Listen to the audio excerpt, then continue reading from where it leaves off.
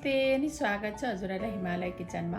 आज म हजुरहरूको लागि लिएर आएको छु घरमै आफैले तयार पारिएको मोमो मसलाको रेसिपी। यो चाहिँ म आफैले बनाएर रेडी गर्दैछु र यसको लागि मैले केही स्पाइसेसहरूलाई यहाँ लिएको छु। यहाँ मैले लिएको छु 1 ठुलो चम्चा दाना धनिया, 1 ठुलो चम्चा जिरा, आधा सानो चम्चा तोरी र आधा सानो चम्चा मेथी। मैले चाहिँ अलिकति थोरै लिएको छु तोरी र मेथीलाई। हजुरहरूलाई अलिकति धेरै लिन मनपर्छ भने धेरै लिन सक्नुहुन्छ।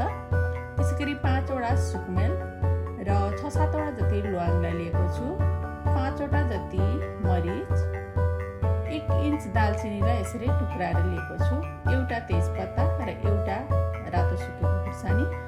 यो खुर्सानी अलिकति धेरै राख्न मनपर्छ भने हजुरहरूले राख्न सक्नुहुन्छ र यो स्पाइसहरू आफूलाई कति राख्न मनपर्छ अलिकति घटी बढी गर्न हामीले सक्छौँ।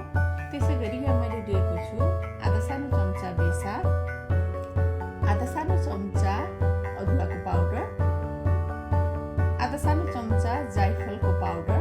हजुरहरूले सिङ्गो जायफल पनि यसमा राखेर अरू मसलाहरूसँग मिक्स गरेर अनि पिस्न सक्नुहुन्छ। त्यसैगरी मैले आफ्नो स्वादअनुसार नुन पनि लिएको छु। यसमा हजुरहरूले गार्लिक पाउडर, अनियन पाउडरहरू पनि एड गर्न सक्नुहुन्छ। र अब यो सबै सिङ्गो मसलाहरूलाई म प्यानमा राखेर यसलाई केही बेर फ्राई गर्छु। र यो मैले लिएको पाउडर मसलाहरू छ यो चाहिँ म पछि एड गर्नेछु। अब यसलाई 4-5 मिनट जति यसरी भुट्नुपर्छ।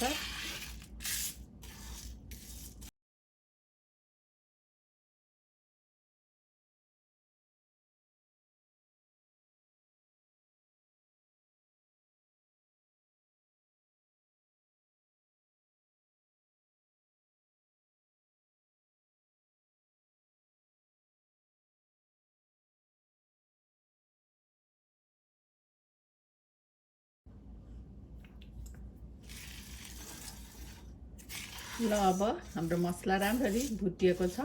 अब यसलाई म केही बेरको लागि चिसो हुनको लागि राख्छु।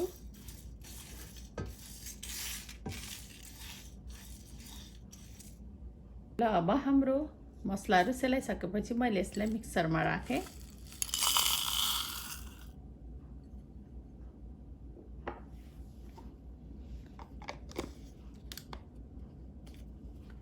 अब यसलाई चाहिँ एकदम मसिनो गरेर पिस्नुपर्छ।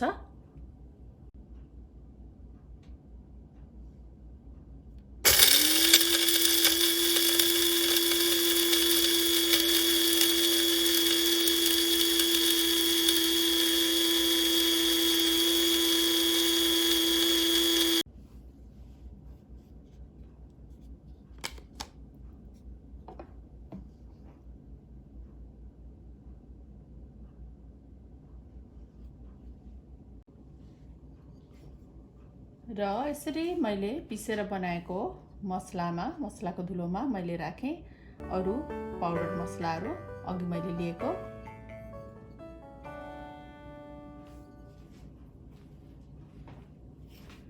र अब यसलाई एकदम राम्ररी मिक्स गर्नुपर्छ।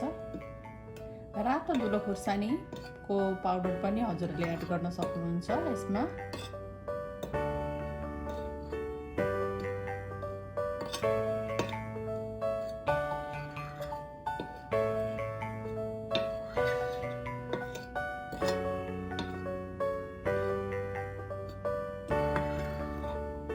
अब यसरी राम्ररी यसलाई मिक्स गरिसकेपछि हाम्रो एकदमै मिठो, फ्रेस, हेल्दी घरमै बनेको मोमो मसला पाउडर चाहिँ रेडी भएको छ।